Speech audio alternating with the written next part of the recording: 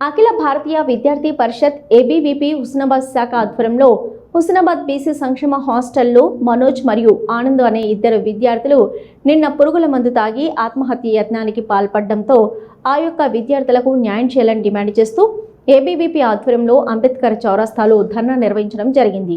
ఈ సందర్భంగా ఏబీవీపీ సిద్దిపేట జిల్లా కన్వీనర్ సావుల ఆదిత్య మరియు ABVP hostels co convener Pavan మాట్లాడుతూ హుస్నాబాద్ ప్రభుత్వ బీసీ హాస్టల్ విద్యార్థులు ఆత్మహత్య యత్నానికి పాల్పడి 24 గంటలు గడుస్తున్నప్పటికీ అధికారులు స్పందించకపోవడమే కాక నిన్న మధ్యాహ్నం ఈ సంఘటన జరిగినప్పటికీ సాయంత్రం వరకు కూడా వెలుగులోకి రాకుండా కప్పిపుచ్చే ప్రయత్నం చేశారని ఆరోపించారు।